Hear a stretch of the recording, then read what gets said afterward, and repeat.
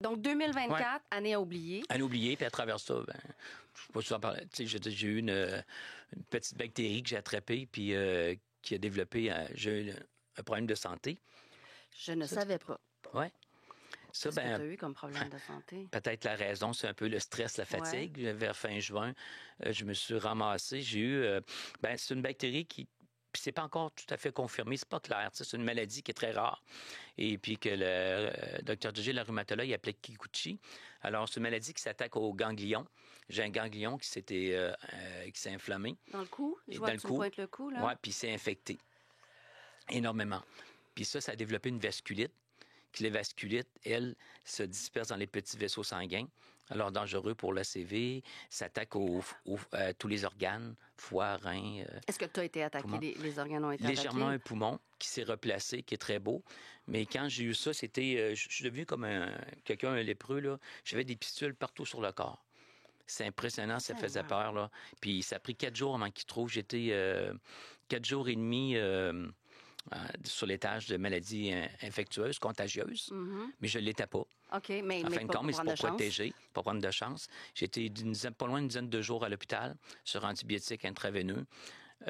Après ça s'est guéri, mais ma peau s'est amincie. Je ne pouvais pas aller au soleil. Être en plein mois de juillet, on a eu un été extraordinaire. Je ne pouvais pas aller au soleil ou mettre des manches longues et un chapeau. Quelle année? Et là, tu vas mieux? Oui, très bien, mais après ça, j'avais beaucoup de lésions cutanées. Fait qu'à l'hôpital, ce qui veut dire, quand tu vas à l'hôpital, tu peux attraper autre chose. As-tu attrapé d'autres choses? Ouais. Ben oui, c'est sûr. 2 staphylocoques back-to-back sur le genou. T'as été combien de temps malade? J'ai été sur antibiotiques la deuxième fois, 21 jours, intraveineux.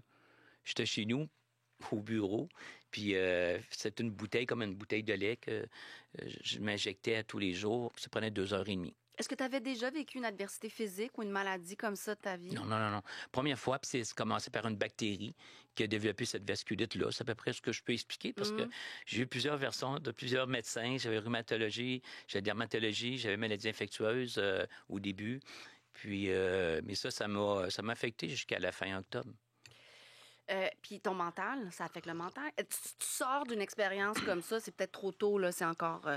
C'est peut-être trop tôt, mais est-ce qu'on sort un peu transformé? Un peu comment on sort de ça, mentalement? Ça a marqué mentalement, puis même, qu'on parlait de la bactérie aussi, je remarque, puis là, ils m'ont dit que ça pouvait durer jusqu'à 1 an, que je pourrais des fois être un peu plus fatigué que d'habitude, mais tout ça va se replacer tranquillement, graduellement. J'ai recommencé l'entraînement, puis ça va bien, mais ça reste que tu es affecté. Mais moi, j'ai toujours un principe dans la vie, on avance, tu continues de regarder par en avant. Si tu regardes en arrière, il y a un danger que tu rentres dans quelqu'un ou dans quelque chose. Je regarde toujours en avant puis dire la chose la plus importante que j'apprécie encore plus, c'est d'avoir au niveau d'une belle structure de famille, compréhensive. Puis ça, c'était pour moi le plus important et ça le demeure. Et puis, mais je continue d'avancer. Toki, pour moi, c'est... Tu sais, la restauration, j'en mange encore. Pour moi, c'est inné. Je vis pour ça. Ils savent. On l'a compris, je l'ai compris. La maison aussi. Puis moi, mon équipe, le plus dur dans toute cette aventure-là, c'était les humains.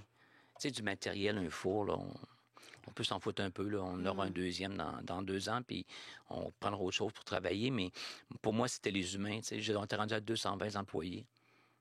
Oui, quand tout ça... Il y a du monde, là, Félix, que ce soit André, toute cette gang Geneviève, tu sais, je pourrais en nommer, là, tu sais, je veux dire, puis de leur dire un jour, l'aventure est finie, puis c'était pas juste un commerce, un concept qu'on ouvrait, c'était quelque chose qu'on allait plus loin avec... Pérenniser. Oui, puis les producteurs, puis leur donner un volume dans la direction, la qualité où on va, puis pour moi, ça, c'était un échec, c'est un très gros échec. Un très, très gros échec. Mais j'y crois encore, puis je vais continuer avec Toki, peut-être d'une autre façon. On va continuer de faire des projets.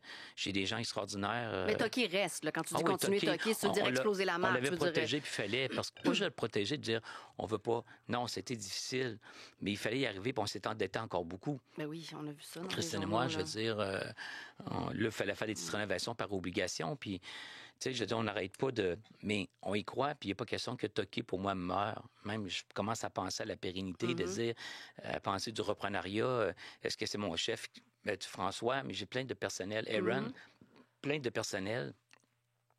Il fait longtemps qu'ils sont avec moi, puis je crois en eux, ils croient en moi. puis il croit en toquer, puis de le continuer, tu sais, de le léguer à quelqu'un. J'ai toujours M. Bocuse, il est décédé au-dessus de 92, je pense, 92, 93, puis il était toujours là. Il prenait le café avec ses chefs, puis ils emmerdaient un peu, mais tu sais, c'est tout, là.